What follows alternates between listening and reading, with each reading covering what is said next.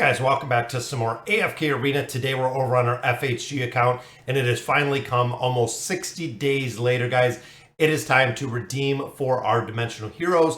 So in just a short few hours, we are going to have the ability to go ahead and get both of these heroes. So I'm going to go through kind of the redemption process and also show you the build out that I did for these heroes and where we're actually seeing them being effectively used. Now, of course, ideally within the exchange, guys, it is just going to be the straight currency exchange. So you have your guild coins, you have your hero coins, you also do have your challenger tokens, and then the bulk or the majority of these will be filled in with our labyrinth coins right here, meaning that we have 60 of 60 shards. Now, since we do have two, we have Geralt and we have Yennefer, this you have to double, which again, what I'm finding is a lot of players are a little bit short when it comes to the hero coins. So hero coins are actually done by summoning, and I believe you can get them if you run the original labyrinth. Because of the boss, there is an opportunity to get those coins in there. But overall, guys, this is where you really have to look at what you can do. And I'm going to show you a couple kind of tricks, because you can see right here, can be acquired by retiring heroes at the rickety cart or used at the barracks to purchase heroes. So right here, looking as we have it right now, we do have enough to go ahead and get the copy of Geralt. We'll have enough for Yennefer. And again, if you're a little bit short on these, is if you're anything like me, is once you do the redemption for one single hero, all of a sudden these caps are no longer met, meaning that I do have an accumulation of resources. We have another, what, 12, 14, almost 15,000 of our lab tokens just sitting in here, which could compensate over for some of the guild tokens that I don't have. With that being said, you also do have a 7-day window, which means that you're going to be able to run a couple more events. You're going to be able to run the Dismal Lab. You're going to be able to do a couple more summons, hopefully, and pick up these hero coins that you need. Now, if you are dire straits, if you do not have the ability to get those hero coins because you've done all your summons, everything of that nature, the rickety cart could be your best friend, guys. You can actually retire these heroes. And if you look at retire, it shows you guys right there is 2,880 of our hero tokens, which means that you're going to be able to, or you're going to get more resources to try to cover up those tokens. Now with this one, guys, with retiring heroes in the rickety cart, you do have to be careful, because remember, it is only capped at 10. So if you're not hitting 10 and you have the labyrinth tokens, I would try to retire, try to summons, try to get a couple more of the hero coins so you can actually get both of the heroes versus missing out on one of the heroes, guys. Now, once you get these heroes, and this is the reason a lot of players were kind of questioning, should I garrison heroes during this time? At this time, absolutely not. If you've been garrisoning heroes, if you've been burning your resources in here, it's a little bit too late to kind of reverse that. But once you have a dimensional hero, guys, you have the dimensional hero forever, regardless of where they're utilized, if they're utilized, when they're utilized. You will have the hero and you will have the ability to just go through the Temple of Ascension and just link the heroes that you see right here. So you'll literally pick a hero, you'll pick another hero that they're kind of going to mirror with the stars and the ascension level that they do have. Dimensional key means that I can use these two in the same formation, but it will link a hero. And I think I have a couple that I don't use. For instance, I don't use Falks. I really don't use Yukio. But as you can see, guys, they are linked together, cannot be in the same formation. But this is how you link your dimensional heroes. So when you do get them, and I can just unfuse one really quick just so you can see it. So if I have Yukio, you can see he is an elite hero. He does have his furniture on there. And then you have to find a hero to link him with. But remember, the hero that you link him with, you cannot use them again in the same formation. So go ahead, we'll soul fuse. There we go. Ezio goes to the 5-star ascended hero again.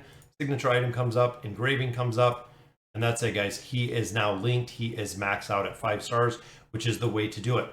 Now, in addition, if you bought any shards, so you can actually pick up hero shards, and I'm sure a lot of players did. When Arthur is in here, when Joan is in here, those hero shards you can actually sell back to get more labyrinth tokens. Same with the challenger store. I believe if you have a challenger in here, like we have Zolrath, I believe you can sell back the shards. I'm not sure if I have any for the Challenger store. I know the Dimensionals you can. The Challenger store you might not be able to, actually, now that I'm thinking about it. But overall, guys, I hope you guys get both of the heroes. We're going to go over again where we're seeing them and where we're seeing them used. So let's go ahead and take a look at them. All right, guys, so we hopped over to the YouTube account. We already have both of the heroes in here. Now, do I think it is worth spending that $15 to pick up one of the heroes? Absolutely, guys. The cost versus the amount of the resources that you're utilizing, it is very, very beneficial. Plus, you'll have no problem redeeming for both of them, but you can get both of them completely free to play if that is your choice. So looking at both of Geralt and Yennefer. So first, we're going to look at Geralt, guys. So overall, he's not used in very many places, but to be used in the places he is, guys, is going to require a very, very high build out. So looking here, guys, plus 30 signature item in the inn, 9 of 9 is the game changer. So when it comes to the crowd control aspect that he does, this is the reason why players are using him. The 9 of 9 actually does a piercing cold. It'll freeze enemies for 3.5 seconds, giving him a very strong crowd control aspect, which again, you do have to build him out because of the survivability aspect. And then if you want him to do more damage, I did the plus 30 here because increases the haste for 25 seconds, which is big. It stacks up to 3 times, guys. That is 75 haste if this is built up. Now, the big thing with this, guys, is where we find him being kind of niche within formations is you can see the damage scales with Geralt's energy, and any Graveborn or Hypogean hit by this attack loses their energy. Now, this is just very specific to those two factions, the Graveborn and the Hypogean, which is the reason why he is used within PvP. So the PvP aspect, of course, has a lot of Hypogean heroes. If you're being competitive in PvP, it is one of the most highest desirable, the Celestials and the Hypogeans. Of course, very, very important to build. But again, it is kind of situational with the reduction, and you can see even expanding his skills. If they are the Hypogean or the Graveborn, he will attack them with the Silver Sword, reducing their energy by 400. While using the Silver Sword, he is immune to control effects. Again, this is kind of a situational piece. Looking over here, it seems like the plus 60 would be kind of an overkill. Again, if you're utilizing him for PvP, if you're utilizing him, that's really the only game mode that we see him in. It could be beneficial, again, for that adrenaline points to keep his ultimate ability up or keep kind of his potion buff up a little bit higher, because you can see he loses 100 per second. And then here he's going to gain 150 every time, which means you could keep kind of this ultimate ability up the entire time. But overall, guys, a lot of players kind of disappointed with Geralt with the build. I don't use him, honestly, for anything at this point, even though we built him out considerably. Absolutely love the show. I know there's a lot of changes going on with it, but he is a very, very cool hero to build, just because out of the sheer love for him. Not really the design. I feel like they could have done a lot better with the build and the utility and seeing him. I mean, when you look at the the dimensional heroes, Ainz and Albedo had a big impact. Joker Queen had a big impact. And then it comes into Geralt and Yennefer, and it's very, very minimal impact at all. Now, of course, the second one in this combination is Yennefer, guys. Building out Yennefer, really, the plus 20 signature item is all that you need. If you do the plus 30, again, this comes as situational because of this magical barrier on the enemies or on the allied side. If there are no enemies on the allied side, this really doesn't do anything because the barrier would still be just kind of sitting there. Now with her furniture, the furniture, this 3 of 9 furniture, guys, is the big, big game changer. So this is the one, it increases the range of the frost magic. This is what players are utilizing her for within the curse realm, within PvP, things of that nature. She has a very strong crowd control ability. But looking down here, again, the 9 of 9, you definitely could build just because it's not super expensive. But you can see she teleports herself and an enemy to the back line and resets the sorcery. So this is similar to what we see with Odin with the crowd control piece, making sure that the enemy is kind of staying in their back line. and also keeping them out of the magical barrier that she's doing. So a little bit of a kind of a defensive play that we see with Yennefer. So again, plus 20, the 9 of 9 furniture, and then looking at her skills. Thunder Magic increased by 20% each additional enemy in range, up to 60%. She really doesn't do an incredible amount of damage. Even looking in the Curse Realm where she's being utilized, building her out with the engraving again, it doesn't seem like it's a big priority. And then of course right here, to all enemies, and it knocks them back. So this does a little bit more damage. Every 6 seconds the barrier lasts, it deals 300 attack damage to all enemies within it, which again, that is situational. So if the enemies have to be within the magical barrier on the allied side for this to work, which is the reason, again, a lot of players are not building her out or really utilizing her to that aspect.